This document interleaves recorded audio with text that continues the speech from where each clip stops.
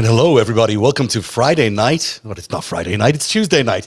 And it's Narrative Live. It's good to be with you tonight. Hey, Eric Garland, nice to see you, even if it's not a Friday. Get it straight.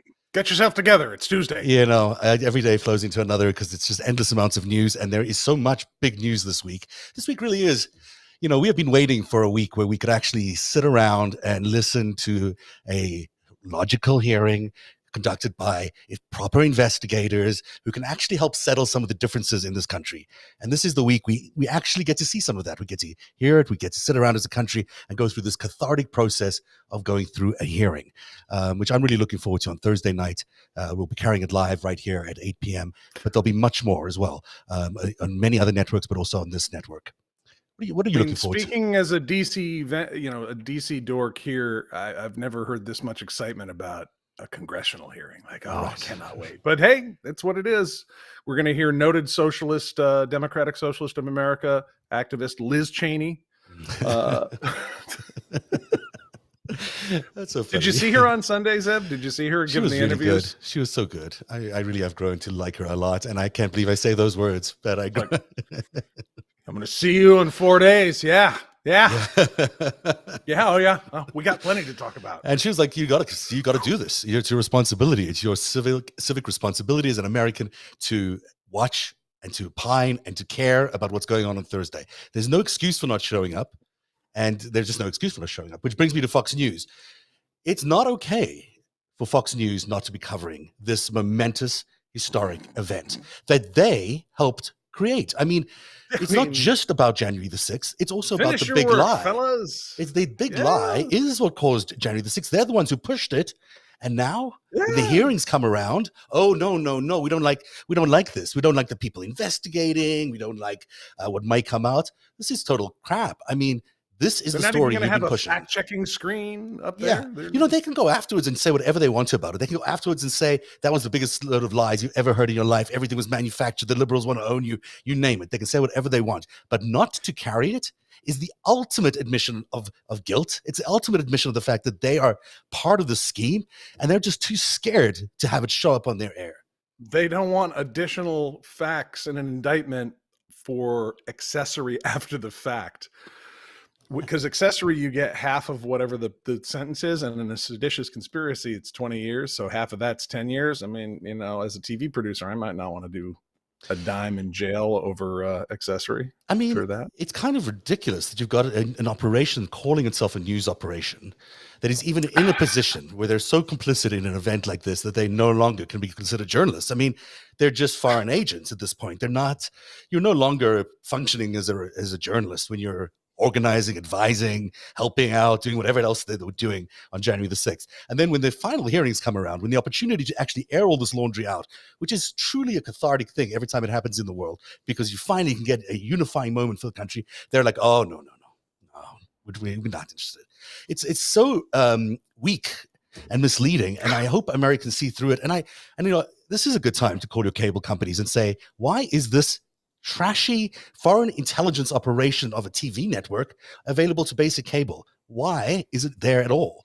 I mean, if it's going to be there, it should be on a faraway tier, super expensive and hard to get to. But otherwise, it shouldn't be available to people on basic cable. It's one of the first few things that they get, or whatever the first second tier that people get. It's I think, if there's a consumer demand for hostile foreign intelligence propaganda, that's fine. I wonder why it goes out to our armed services on TV. Mm-hmm. That's not very helpful. I mean, we discussed on the show just recently that he's still taking money, Murdoch, from the Chinese. Yeah, 100 million US dollars worth.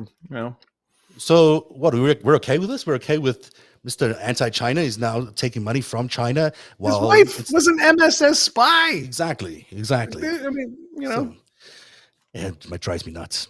But I am looking forward to it. I'm looking forward to everything except tearing apart Fox News, but I'll enjoy that as well, because that'll be a good thing to do. On narrative.org, I also have a thing that I've been working on for literally, I think, 17 months. That's how long this whole process has taken. But, since day one after the insurrection, I've started to put together one of my charts, because that's how I organize my mind in terms of who's involved and who's not doing, who isn't involved, and where do they line up, in which categories, what type of operatives are they? Are they officials? Are they activists, instigators, influencers, you name it? And for the last 17 months, this thing has been slowly coming to fruition. It's a one-pager, which will allow our viewers and anyone else who wants to use it an opportunity to see the whole thing in one big giant scale, or at least one big page. So I'm going to throw it up here just so we can show everyone what it looks like. I've also, a shameless way of trying to raise money for our programming here, also have it on our narrative shop where people can download a high-res version of it. It is actually quite nice. And you can also have it order as your wallpaper. Yes, that's a good idea. And you can also have it as actual bingo card. Oh yeah. Yeah. And bingo also cards yeah. As the indictments come down, you know. I actually thought it might be a little bit like a bingo game, because as people's names come up, you might want to cross them off and see if, or at least circle them and see if they made it into the big chart, because this is the big chart. It's a little bit hard to read because it's a lot of detail, and I was trying to put the names in there as well, and there's just too much detail at that point. But you can see that it's divided into quite a few sections. There's people involved in the Capitol, not everybody, because they wouldn't fit in either, but certainly the senators and the Congress people involved there.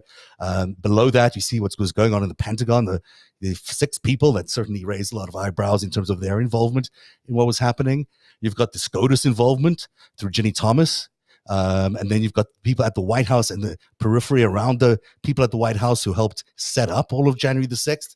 You've got the VP's office, which is becoming such an important storyline here about what the VP did that day and choosing not to be taken away by Secret Service.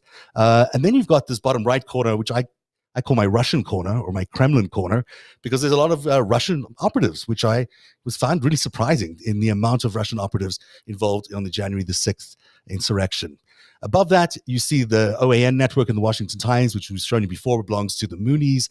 And then above them, the Epoch Times and NTD, which are China. Those are the influence operations, which were media influence operations, which for months and months and months, I should have Fox News up there too, helped position everything that was going on before January the 6th. So people started to believe the big lie. And then on the top row there, working backwards, you'll see the organizers, some of the organizers, Ali Alexander, Nelson from ALEC, and then that's Carolyn Wren, who's there raising some of the money. And below them, what we called the militias, including 2 people we're going to be discussing a lot tonight in the Proud Boys and the Oath Keepers indictment. That's Enrico Tario, and also the name, who always, why does I can never remember his name? Which one? Stuart Rhodes? Yes, Stuart Rhodes. I don't know why. I have a blind spot around him, but yes, Stuart Rhodes.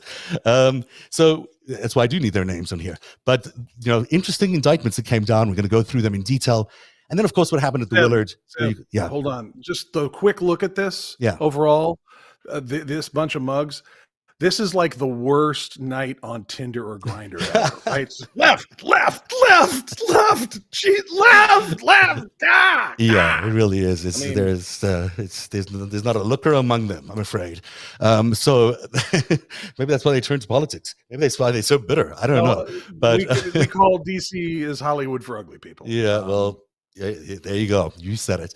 So it's going to be really interesting. This is an opportunity for people to see things in one big, as wide an angled lens as I could provide them on one sheet. But it looks so much like a conspiracy. It looks so much like there were all these different parts in all different parts of our government, all trying to work together to overthrow the election. And that is the key right here. I think that's what people are looking for in January 6 hearings was there, in fact, a seditious conspiracy? And where did it go? Like, did it go all the way to Donald Trump? Did it go to Roger Stone? Where did it stop? And I think that's going to be the trickier part, is trying to prove where it went to. But the fact that it actually was a seditious conspiracy, that seems to me as plainly obvious as it can be. Well, that last Proud Boys indictment that just dropped, that put the shoes on the horse.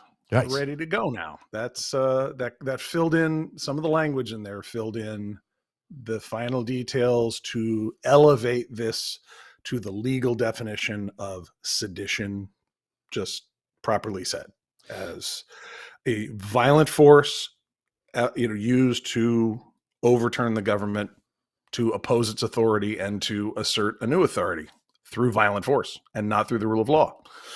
Yeah. Or the end of America. This is really so critical, is this indictment. And I want to go through it in great detail with you. Now, we've been expecting this, honestly, for a long time. Ever since the Oath Keepers had their their seditious conspiracy, I've been saying, well, it can't be very long before the Proud Boys had theirs, because, ultimately what they're going to try and prove in all of this is that there is a seditious conspiracy by the Oath Keepers, a seditious conspiracy by the Proud Boys, and that somehow they met somewhere, and then somehow that they got orders to do the maybe same in a thing. tunnel. Yeah, maybe in a tunnel under 15th Street, but that it was coordinated. Yeah. And look, we know how to skip ahead in this, because we know that the Pentagon took actions, or rather a few people at the Pentagon took very specific actions to make the actions of the Proud Boys and the Oath Keepers, among others, possible. Mhm. And those were violent actions. And so we know that those people at the Department of Defense answer to the President of the United States, and we know that there's just a lot in here, and we're really getting there. Yeah. I want to go through this as slowly as we can. We've got a little bit of time tonight, so we might as well do this effectively, because I think it really sets people up. The 5 people mentioned here, these are the exact 5 people when we did our original reporting around the Proud Boys. These are the 5 people that showed up way back then, and they were clearly, obviously, the ringleaders then. They are clearly, obviously, the ringleaders now. For point of reference here, here's Enrique Tario. There is Ethan Nordine, aka Ruffio, I guess. There's Biggs. What's his first name there? Did I give him a real first name? Joseph Biggs. Okay. And then there's Dominic Pizzolo. I don't have a picture of Dominic Pizzolo, but he is the first person who smashed a window into the Capitol that day. So that's interesting too. And just in terms of what other pictures, let me see if I've got any others. No, those are the ones that I have readily available, but I'm going to show you a few other people later on that are also affiliated with these guys that are part of the Oath Keepers. But these are the people who have been the leaders of the Proud Boys from the very beginning. These are the people that probably met, if I'm not mistaken, with Roger Stone way back when in Oregon in 2016. These are the same group of people that have been part of that world for a long time. And this is a seditious conspiracy. It's a pretty serious indictment. It doesn't get much more serious, really. Yep. And it goes like just for the counts, goes to like page 2. Wow. I mean, it's So talk to us a little bit about what's going on here. This seditious conspiracy to obstruct an official proceeding. Can you read all this, or do you need me to help you go through? Sure. Yeah. I mean, so you've got your 18 U.S. The big one up there at the top is count 1. That's the big mamma jamma. Just scroll up a touch there. There you go. Sorry. Okay. It's your 18. That's Title 18 of the U.S. Code, Chapter 2384, seditious conspiracy. That's the one where if you connect through the intent to stop the government's authority, to overthrow the government's authority via force, that's the count. And it's historically, I'm not sure that we've ever had charges like this. Maybe a couple more other times, and I'm not sure if this was the historic statute that was used. Sometimes these things slip around in legal history, but very closely related, 18 U.S. Code, Chapter 1512. And there's several sections of that's obstruction. But when you get down to that obstruction of an official proceeding, I think the C2 in there is to violently oppose. So that's when you get like the 10, 20 year per count charges. And then obstruction of law enforcement. And then it's sort of, assaulting, resisting, breaking stuff. And I forget what 10 is. Count 10. Robbery of personal property of the United States, USC 2112, 18. So it's 10 to 18 USC. Somebody stole a fax machine, okay, yeah, or whatever, or a laptop, I think, from somebody. Like I think the Nancy Pelosi's laptop. So you got I don't know if that's in this indictment, by the way, but there was a story. That's not these guys. That was the weird girl and her dad. And they were going to sell it to the FSB or something. Yeah, something like that. Don't do that, people. No, it's a third superseding indictment, meaning it's the third time they've gone around and sort of clarified some things in here, but it's the first time they've said seditious conspiracy. So that's a big deal. What should we pay attention to here in the introduction? Are there things that you feel are the most important things to pick out of this particular first section? Sure. Stop. Right here, the transfer of presidential power. So that's a big deal. Who's in charge of the nukes? Who's in charge of the executive branch? All that. So this is a big deal. And they're alleging as their first fact, there was a presidential election on the 3rd of November. And because of COVID and some other things, we had, and a whole lot of inorganic problems counting votes. It took a few days before it was very clear that Donald J. Trump had lost the presidential election. And that was projected by the majority of the media and of states. And at that point, they knew Georgia was going for Biden, Pennsylvania was going for Biden, and so Trump lost.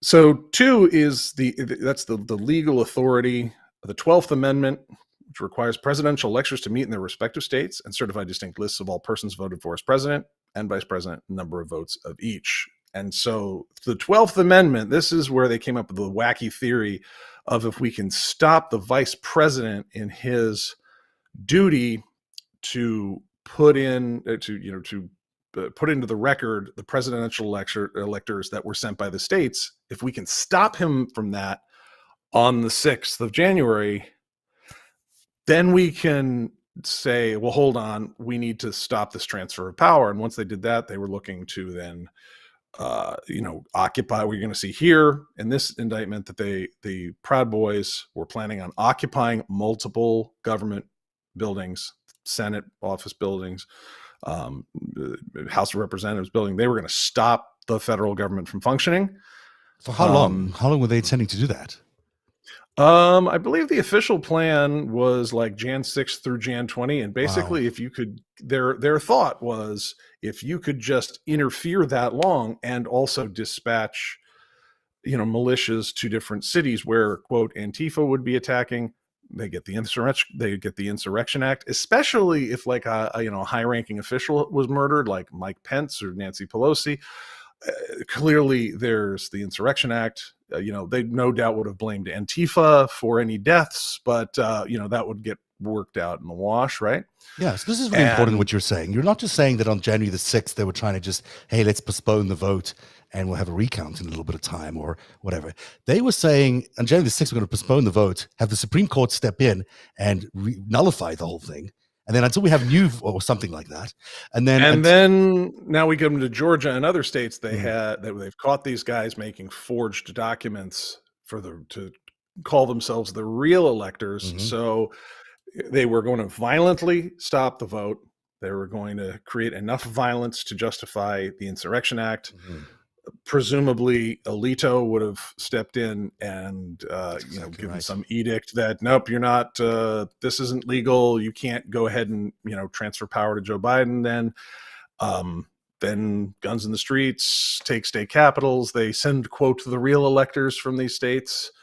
Then Donald J. Trump is in by force instead of by a peaceful election. So what you're describing is the most horrific scene you'd ever imagine in America. I mean, this is something you'd never in a million years expect to happen, where militias out of nowhere would suddenly show up on your streets, telling you what to do, where you could go, what time of day you could be out, take away your rights to almost everything because they'd have instituted some sort of martial law, and you would have no ability to function in the way you've been used to functioning as a free speech or free media or free anything, because basically the military would have taken over certainly some states, maybe not all of the country, but some states in readying for this new vote, which would have been under the control of a military force. I mean, we're talking about taking America and plunging it into Soviet Union in the 1960s.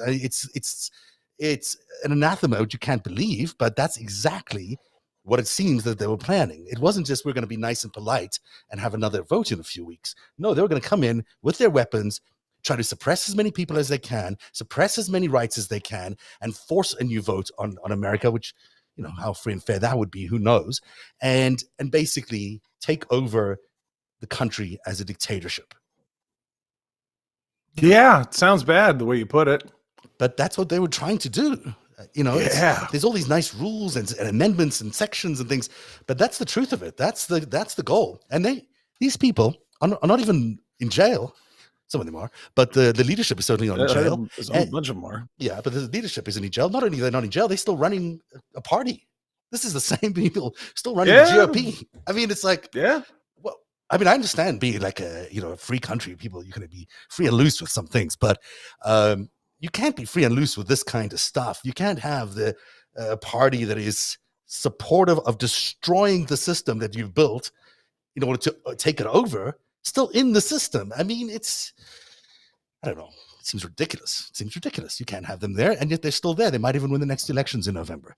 So Fox News, this is why we want you to run this stuff. This is why you must run this stuff. And this is why if you're a Republican supporter of any of these parties, of any of these candidates, it's imperative that you watch this stuff so you know exactly what your party stands for when it comes to November.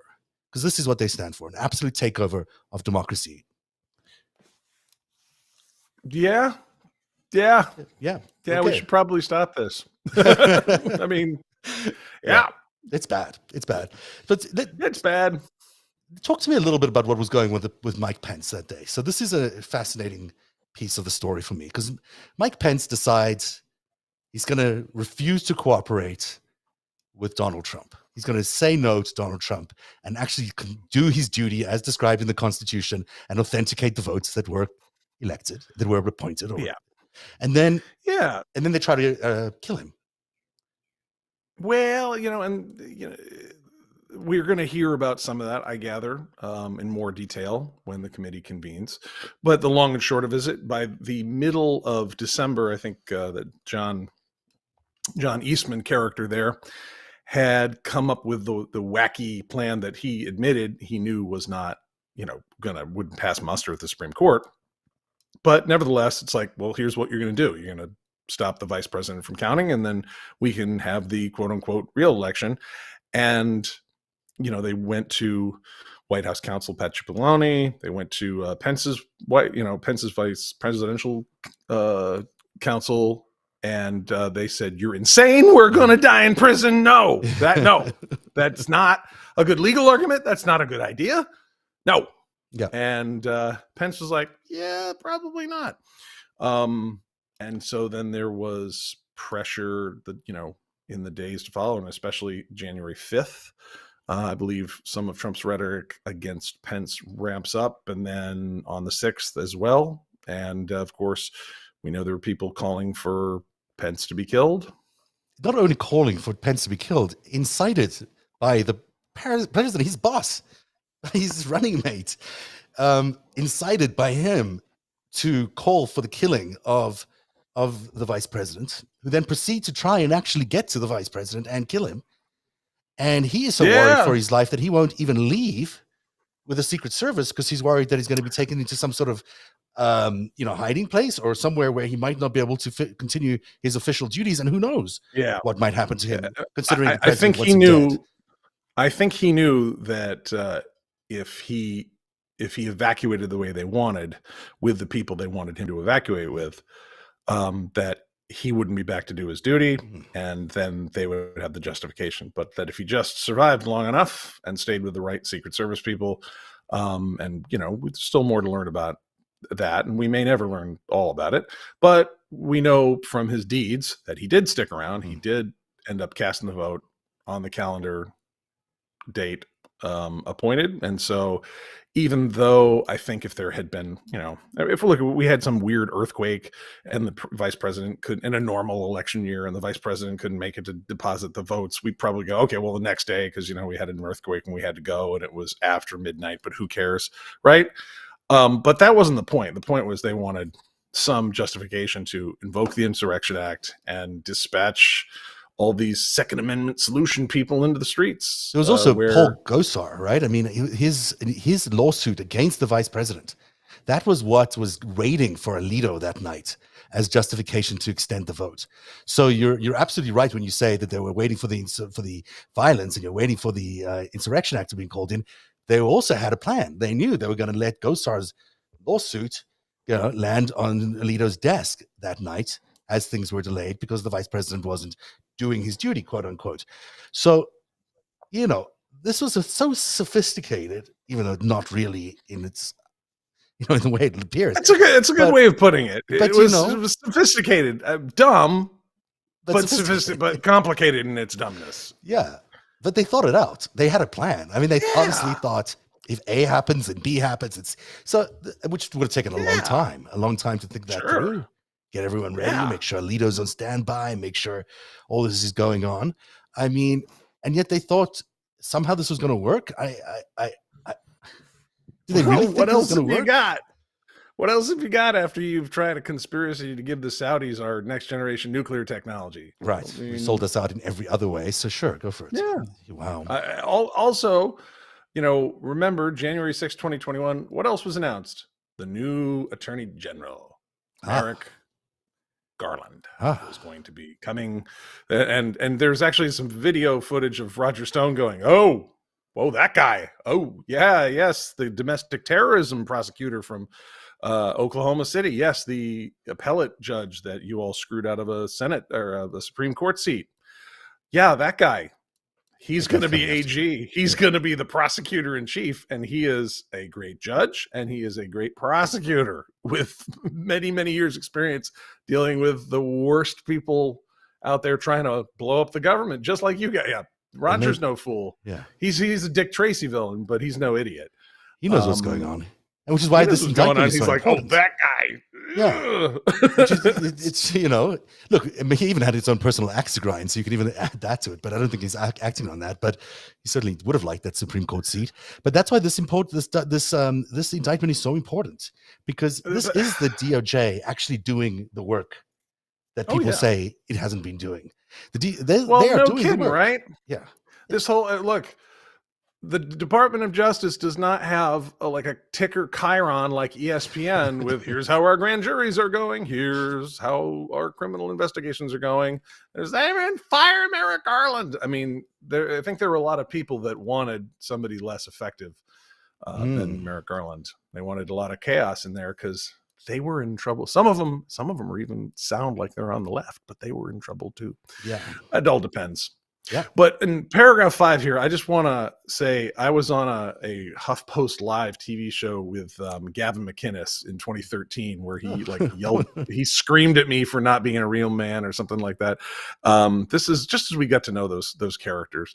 And he was the head of the Proud Boys, and I'm sad that he's not here to represent on this indictment, because it could have been great. He left the Proud Boys, right? I don't know. Where is he? Has he gone back to Ottawa? Is he? I don't know what he's doing these days. I did read about it, what he was doing, but it may have been that he was doing it in Canada or doing something up here, but I don't know. He certainly was taken off the scene in a hurry. I don't know why. Yeah. Yeah. Well, and suddenly Enrique came up. Enrique, by the way, is a very unlikely leader for a white supremacist kind of movement, even though they're not technically a white supremacist movement. They sure seem aligned with those kinds of interests, and he's not the typical leader of such a thing. But who knows? Who knows? So what does it say here? It says that the individuals known and unknown to the grand jury are affiliated through their membership in the Proud Boys organization. The Proud Boys describes itself as a pro-Western fraternal organization for men who refuse to apologize for creating the modern world, aka Western chauvinists. Proud Boys members routinely attend rallies, protests, and other events, some of which have resulted in violence involving members of the group.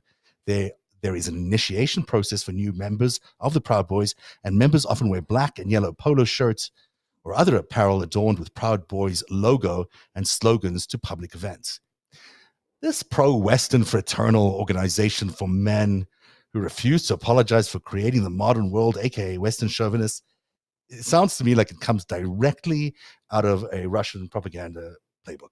I mean, to me, this is that kind of language about saving Western civilization and all this stuff. Yeah, I mean, that's just Kremlin talk. It's just sort of it's Kremlin-y. Yeah, it's kind of weird. It's weird. No one really thinks like that in the United States, I don't think. Unless you're part of a giant landmass, most of which used to be owned by Genghis Khan, and where the population kind of looks like Genghis Khan, and you're trying to cling to this way Western Slavic thing. Yeah. They're the ones paranoid about it. I mean, there's not a lot of, English and French people the West, we created the West. They know they had empires. And Russia's the one that's paranoid about losing contact with the Western world. So Americans don't really think of them as part of the West. Americans think about themselves as being the center of the universe. They're not just. There we go. They're not the West. They're everything. So that's right. That's right. So we think of other countries as a hypothetical. It's like, you know, the imaginary number in math. Yeah, exactly. It's a There's variable. other countries out there somewhere, but not a Greece, a Cyprus. Yeah, those things in Africa. Yeah, and sometimes you'll go there for vacation, but they're not part of the world. They're just part of the rest of the world. Well, so you do news and you've lived elsewhere. You know, I'm an American guy, but I've lived other places, and I noticed that anytime I'm outside of the United States, the news reads like, "Hi, we're in the middle of the world," and there's lots of different parts of the world. And some of the news is like, "This happened today in the country of Jordan, and this happened in Egypt, and this happened in Japan." And in America, it's like America, America, America, America, America. I don't know, Eurasia somewhere, and you got us. You nailed us. The World Series, by the way, is not actually a World Series. It's an American series. I mean, FYI. We don't even invite the Japanese. You could call it a World Series. Cubans, the other the other 4 baseball playing nations of the world, but it's the World Series. Yeah. So, you know, that's sort of how the America views itself. And, you know, God bless America, because that's how it's been a world leader for so long. And there's something about that confidence. There's something about that, you know, that American exceptionalism. Through ignorance of the rest of the world, we lead. You know, occasionally, maybe that's been costly. Occasionally, maybe we need to rethink that. But generally speaking, it has led to a lot of, you know, American exceptionalism and American success. And for better or for worse, it's kept the empire alive for a long time. And this is this grand test, I guess. We'll see how it does going forward. Do we care about any of this other stuff? This is all just who they are, the president's chapters. We know a lot of this stuff. Yada, guys. Let's see. There was some. Oh, hold on. Up there, the ABCD. There's some good stuff. Careful what the fuck you ask for. We don't want to start one. This is about a civil war, but we sure as fuck will finish one. Fuck unity. Blah, blah, blah. If Biden steals his election, the president will be political prisoners. We won't go. Okay, so that's pretty violent. You know, hey, we don't want to start one. That doesn't say we won't start one, being a civil war, but we will finish one. Okay, so that's November 6th. That's before they declare Biden so the winner. What is wrong with Biden being the winner? I mean, they just sort of this general theory emerges from the Trump campaign, or who knows who else, in September, saying, hey, we're not going to win, and we have to start preparing for the fact that this election was stolen from us, even though it hasn't even happened yet. So this is a big myth, a big lie, a big nonsense thing that's been created for America, which has America sort of, half of it, America is just consumed as absolute gospel, and it's just accepting as truth. How are we going to in any way be able to chip away at that, knowing everything we know today, that's so untrue, yet for some reason they have accepted this alternative mythology as reality? Yeah, I mean, and this is where you get into Russian style propaganda of the notion that America has elections as illegitimate as its own. You know, let's do some real talk here. America has some imperfect elections. There is stuffing of ballot boxes. There are cash networks in some cities to do voter turnout. This is whispered on the side, but there are such things, and there have been for a long time. But that's kind of a margin of error in democracy, right? There, you know, it's not to say that it delegitimizes everything. It complicates it. But this is a big country, and Arkansas and Philadelphia and Illinois and California are all different places. And we you know, when you look at our electoral college and you look at the fact that we have electors from each state, we are a union of states. We are not a single country the way France is. So each of those countries or each of the states that were originally intended by the colonists as their own countries, have their own governments that contribute to a federal government.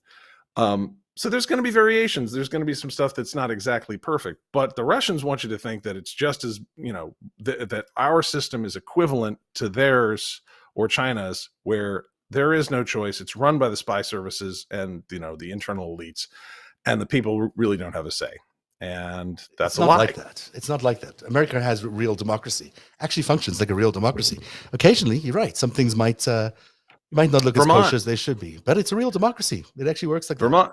Yeah. Vermont, town meeting day. Yeah. We're the only direct democracy left in the United States where each town meets on what is it, March 1st, the first Tuesday in March, I forget exactly which. But every single town has to meet. The cities, there's 9 cities, the cities are left out, and every town has to meet. And it is, you want to see democracy in action, it's just a bunch of neighbors going and arguing about the snowplow budget that year. Yeah. And people work it out over coffee and donuts, and it's the real thing. A necessary part of democracy is listening to each other and actually disagreeing with each other and hearing each other out and accepting that other people are going to have different points of view, and then being able to agree to disagree and walk away and still be neighbors. It's a wonderful democratic thing. You don't have to go to war just because you don't like what the other person said. You just have to just speak out, speak your mind. Oh, he's crazy. Exactly. But you get outvoted. I mean, it's like, it's real direct democracy. Did you show up? Did you comment? Everyone gets to say his piece, and especially in kind of a small town, you can imagine a small place in the tail end of winter. Everyone kind of gets in, and questions come up, and somebody says something, and maybe it's stupid, and maybe everyone rolls their eyes. But at the end of the day, everyone gets a vote, and the vote carries. So you can do it. Vermont does it, and we do it. And that now you expand that out to an entire presidential election. We've got some things about our democracy that could use some tightening up, gerrymandering and everything else. But this burn it all to the ground was a foreign operation, helped by domestic traders. This notion that this thing is so lost, it's so illegitimate. Since it's so illegitimate, you might as well burn it down. You might as well start shooting people because there's nothing. And that's a lot. And who wants that? China, Russia, Saudi. That's who wants that. I'm glad you mentioned all those countries, because, I don't want to leave the slide without reminding people exactly who did the propaganda leading up to this. Yes, it was Fox News. Yes, it was, people like Roger Stone and Bannon and company.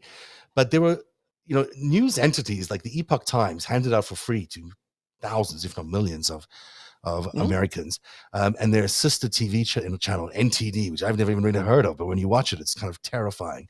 These are peddlers of conspiracy theories. These are peddlers of lies and Chinese propaganda. This is owned by China, and it's not trustworthy news. It's just what people are sending you to read, and that's why it's free and available to you for free on your stoop every day. It's not reliable, and yet so many people are looking at that stuff regularly and saying, "Oh yeah, this is legitimate." Then you've got the OAN crowd. This is the Washington Times crowd, owned by the Moonies. The Moonies, a cult with ties to Russia and maybe China. Who knows? I mean, it's definitely tied to Russia as far as I can see. This is, again, an outfit that basically created the notion of an Arizona audit, that created the idea of a big lie. They not only were reporting on the stories, they were the story, and then they just amplified it themselves.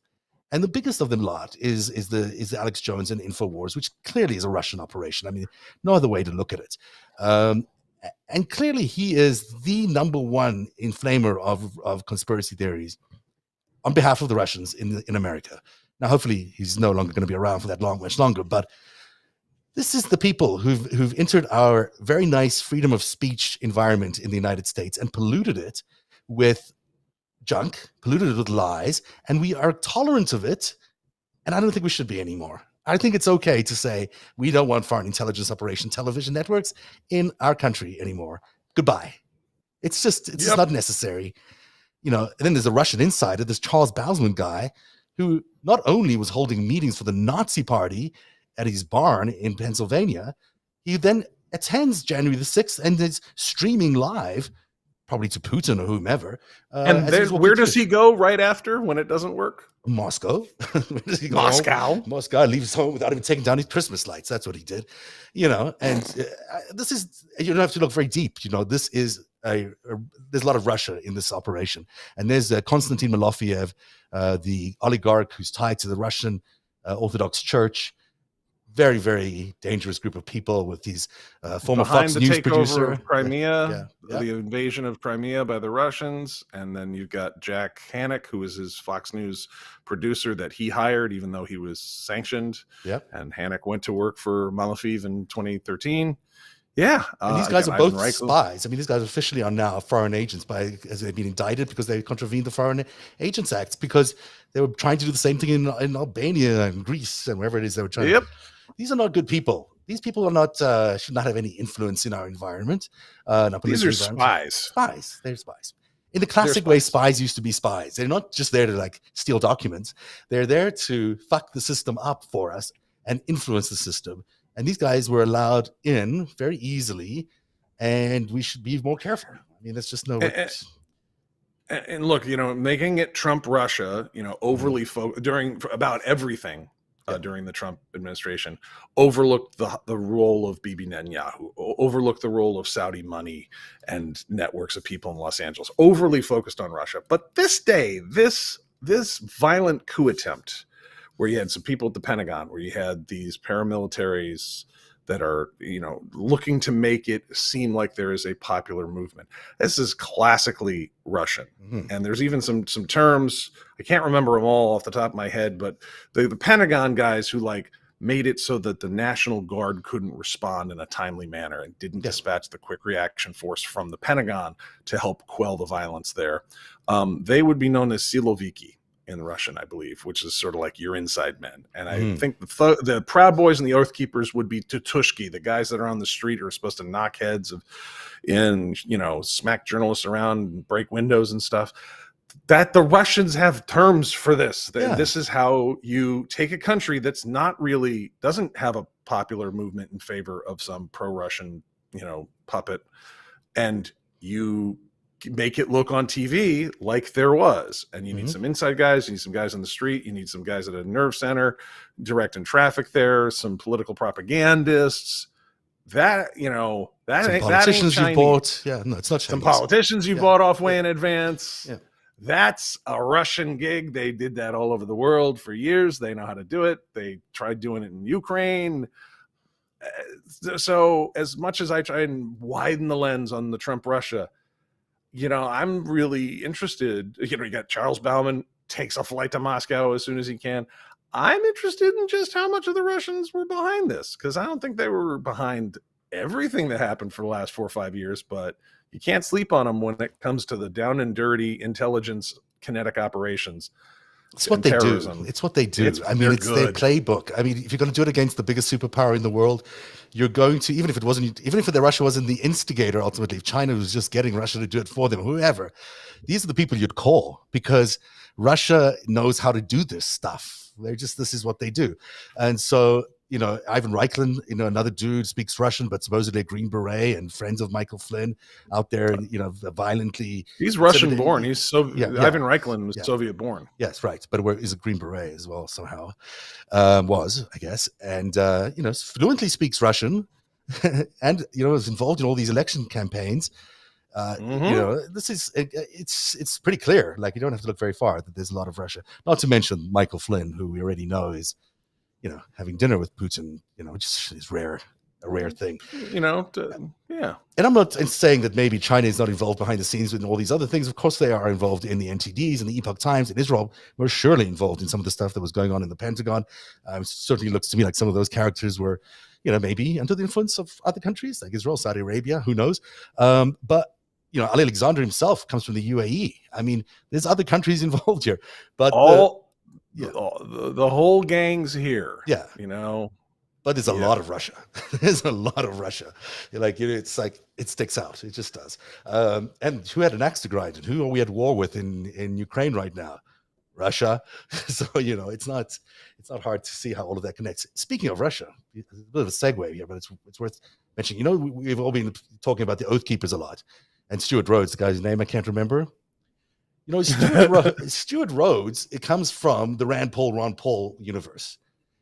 And he was their assistant or whatever it was. I don't exactly remember the exact title, but he's Yale-educated, super smart guy, apparently, former Ron Paul associate. And we recall, of course, Ron Paul. Ron Paul loved traveling to Moscow, loved going to Moscow, loved going to Russia and telling everyone that Putin is right and the world was wrong on Russian television. That Ron Paul, the same Ron Paul whose son Rand Paul also likes to go to Russia to occasionally, hey, I'm handing a letter to Vladimir Putin because there's no mail service or something.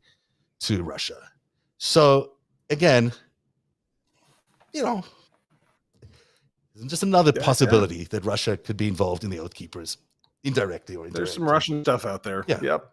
Yeah. So just I'll put that out there. Should we go back to this indictment? We sort of haven't finished it. We have time.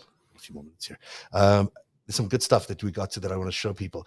Can you see the major stuff that is in the indictment there is that they're going to violently, they're going to violently occupy buildings. Right. And, and they're going to stop the vote, and then they're going to hold those buildings.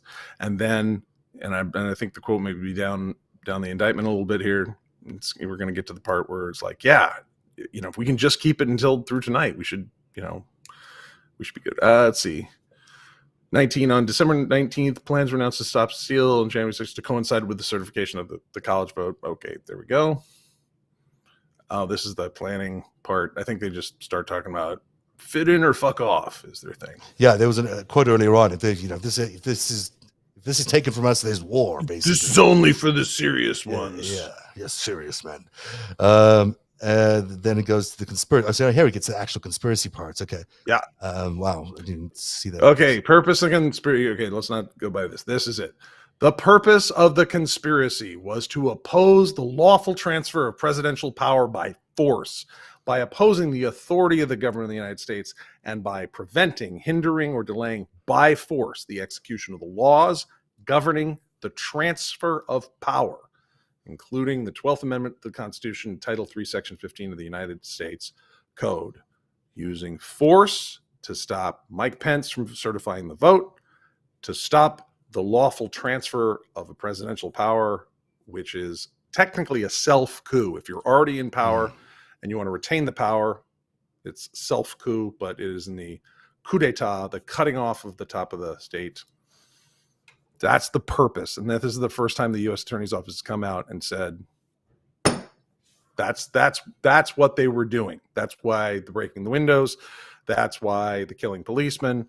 That's why.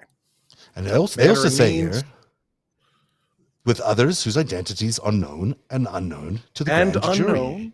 To the grand jury. So there's some people who might not be indicted here whose names have come up within the grand jury. And there's others that we know about at the Department of Justice that the grand jury may not have heard about yet.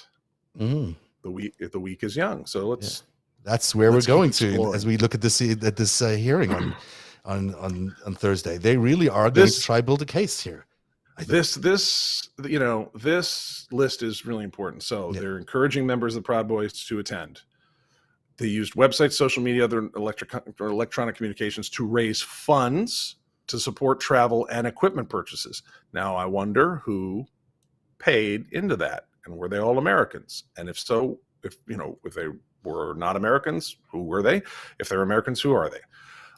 Obtaining paramilitary gear and supplies, including concealed tactical vests, protective equipment, and radio equipment for an attack. Dressing incognito rather than wearing their boy band uniform.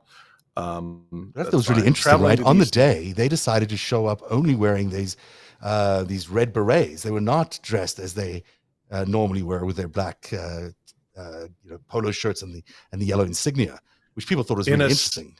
In a city filled with cameras and advanced facial recognition software. Yeah, nice job, guys. Yeah. So engaging in meetings and encrypted communications in DC in the days leading up to January 6th and the morning of Jan 6th to plan for the attack. So let's go down a little more. Sorry. Yeah. Using programmable handheld radio and encrypted messaging applications to communicate and coordinate the attack. So we're saying the Proud Boys coordinated the attack. Now we get, this is this is where we haven't gone in these indictments before. Directing, mobilizing, and leading members of the crowd onto Capitol grounds and into the Capitol. They're the ringleaders of the violence. They're the force. They're the force that you're talking about, opposing it by force, using physical kinetic violence. This is the guys There's a lot of people that did it, and some people, I got caught up in the moment. They didn't get caught up in the moment here. The Proud Boys didn't. Proud Boys planned it, bought radios, bought tactical vests so they could take some hits from policemen. They coordinated with others, known and unknown to us. So this is violence, and who led it? They led it. So what else do they do? Now we get some violent stuff. Dismantling metal barricades have been deployed to demarcate a restricted area. So they're the ones who allowed other people in by coordinating the dismantling of the metal barricades. That basically facilitating the actual don't construction. Yeah, metal barricade is the signal from the government. Don't come here. We're doing something. Official business, and that happens all over DC in lots of different ways. They dismantle that. They storm They storm past those barricades, the Capitol Police and other law enforcement officers, in an effort to disrupt the proceedings. So that's their obstruction of government right there, those acts.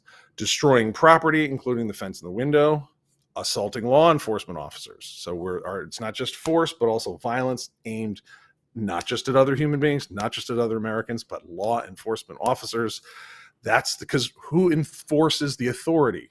Law enforcement officers enforce the authority. The state has a monopoly on, any functioning state has a monopoly on violence. That the law is ultimately enforced by violence. That can be putting you in handcuffs, because you're drunk in public or speeding or whatever, or put in prison, or possibly shot if there's an emergency, ideally. That's how we enforce the law. And as part of your conspiracy, assaulting and in some cases killing those officers, that's the force that tried to take down our ability to keep the authority of the government, right, as they tried to do their duty to the rest of the country. So this is a really rich picture of violent acts taken in enormous mens rea and actus reus, the mentality, the motive, the conspiracy, the actions taken on basis of all that they were violent, that it opposed the authority through violence that resulted in death, and that the aim was to stop America's government from functioning. That's laid out in this thing for the first time in the most great detail. stark terms. Yeah. Yep. And I got to tell you, the person who was arranging the money or calling for the donations was Roger Stone. I've got the video. I'm trying to find it for you here, but there is video of him saying, "I want money for my peaceful protesters and for my my teams that are going to be down there." That's who was arranging the money. That's who was calling for the funding. That's who was doing the grift around all of this. So we haven't got there yet, but I bet you that's what they're leading towards, because they've got these two seditious conspiracies, and the two happen to meet in a basement garage. Oh, that's right. The night before. That's right. That is not conjecture. That is the way it happened. And we have video. We showed it to you last week. Mm-hmm. This is what it looked like when Mr. Tario. I want you to meet the Lieutenant Kelly. And for prosecutors, they're going to call this a meeting of the minds. And that's defined under the law. Predicate acts in a conspiracy. That moment right there with the Oath Keepers, Stuart Rhodes was shaking hands with Tario the night before. I'm sure that even if they were to come by right now, I'm on my way out. So I literally just picked up my bags. So I thought they told you 24 They didn't hours. give me 24 hours. They didn't want, the reason why they did that is that they didn't want me to go to tomorrow's event. Yeah, wasn't he arrested like the day before, and now he was supposed to get out of D.C., and now he's back in D.C., or is this? He was on his way out. He was being told to get out, and he's getting out. But he wants to do one last thing, is to meet Stuart Rhodes and Claire Mitchell, which is an interesting choice of people to meet. So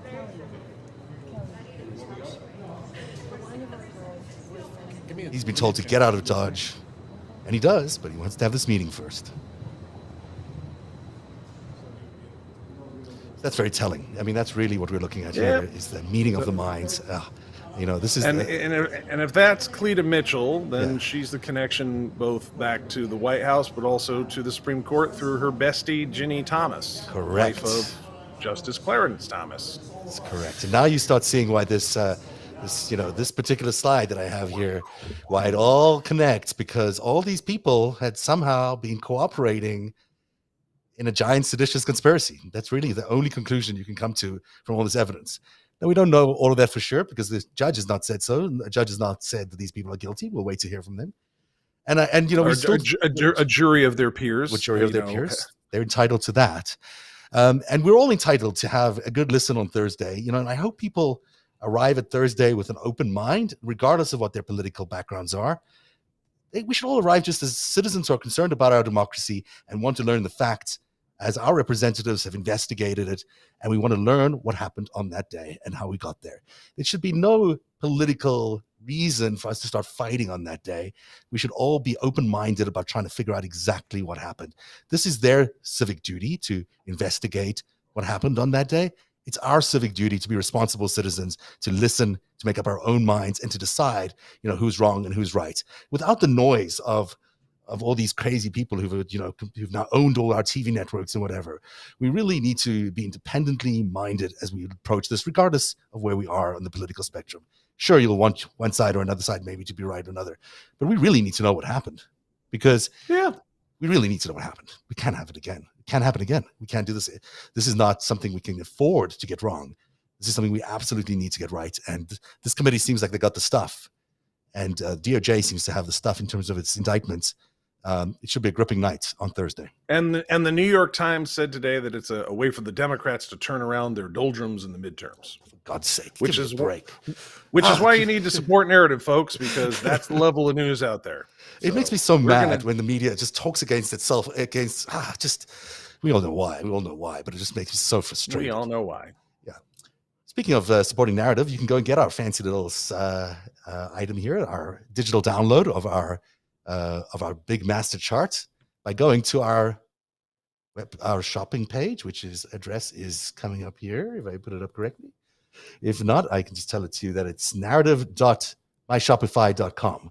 Narrative.myshopify.com. There's all sorts of cool stuff over there. But most importantly, you'll find 3 new items related to this particular slide and the chart. You'll see a digital download, an actual poster which you can buy and hang up on your wall and do a bingo chart with.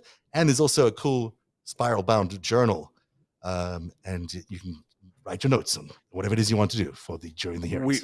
We should make this like an advent calendar with a chocolate behind each one. So when each one is indicted, you can get that's a good chocolate idea. It's a good. I should do stickers next time. People can put X's and zeros. Merchandising, people, merchandising. Yeah, there's a whole thing we can do. I like that. I like the way you're thinking. I very, very much like the way you're thinking. Hey, it's time for us to say goodnight. We've done as best a job as I think we could tonight to explain to people why Thursday matters. These hearings matter. Fox News, you are insane not to be covering this thing. You're all fools and you're not journalists, and America needs to wake up to your fallacy.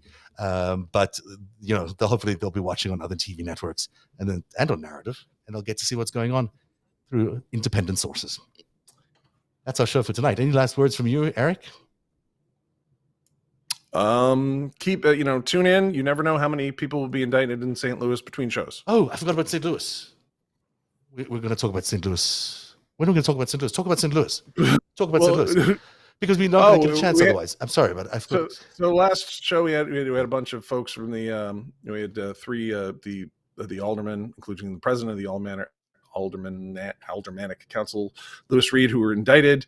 Since the show started, Louis Reed has resigned alongside his other 2 companions there. And this morning, a lovely indictment came out on an official that has multiple roles in the St. Louis County Council, because you have the city government, you have the county government, and that guy was running a bunch of scams with COVID relief funds.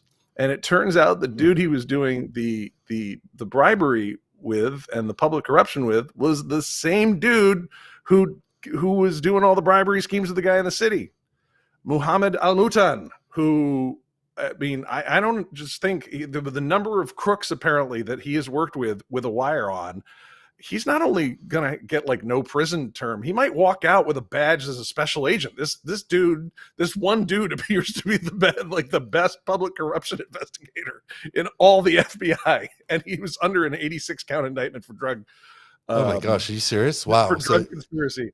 And but my favorite thing was they updated, because I'm like, okay, did they is there an update on the Al-Mutad case? So I go over to Pacer and I find they filed an amended list of property that the guy's giving up, and there's the gazillions of dollars in cash, the gazillions of dollars that are in the bank accounts that he's turning over. It's like closing up shop. It's like, oh my God, he got every crook around here, and he's now going to Disney World or whatever.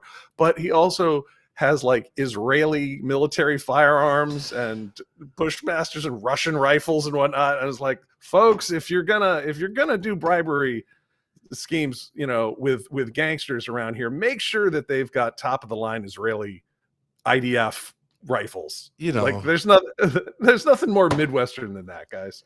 I just find it so bizarre. And one day we'll have a long conversation about Israel and about particularly the religious right in Israel and what they've done to a once proud democracy and this exporting of this kind of craziness. It's mind blowing. It's mind blowing and sad in many levels, but it's not surprising for me to hear you talk about those weapons in the heartland. I think they've been at it across America, wherever they can. And they've got some of their operatives here in the heartland. Oh, so. Yeah, they sure do. They have everywhere you look under a rock. There's either an Israeli operative intelligence person or a Russian one, or one that represents both. I don't know, doing things that they shouldn't. Just the nature of unfortunately of where we are, and it's not even this. That's just facts. Wish it weren't, but it is just fact. So that's interesting. Good for you, because you've been supportive of some of the initiatives over there to stamp out corruption, and you're a big anti-corruption dude yourself. We were talking about child sex trafficking, and we had a judicial official, a juvenile officer, go down, and then a few days after that, we had a sting in Kansas City for 32 people were arrested for child sex trafficking stuff.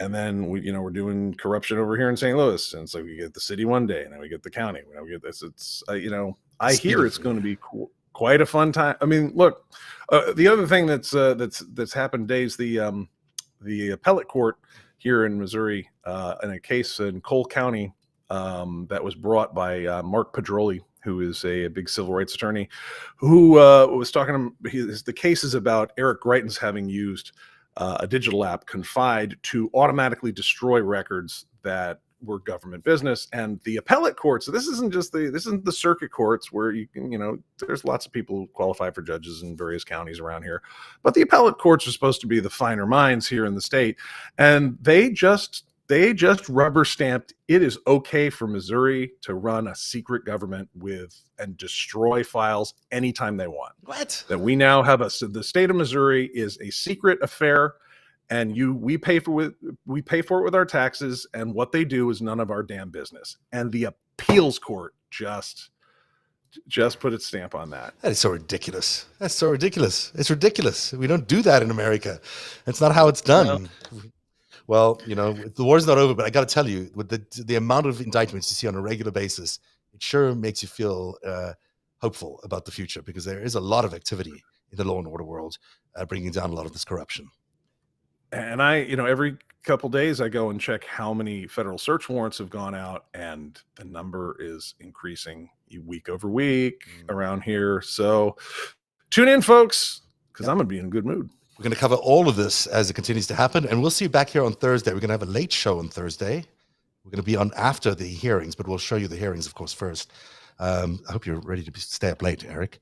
But it's necessary stuff. We've got to be here, and whatever Fox News is planning to do, we'll make sure we counter that with some real truth and independent journalism. From that note, thank you for watching tonight, and thank you to our patrons. We really are very thankful that you support Narrative.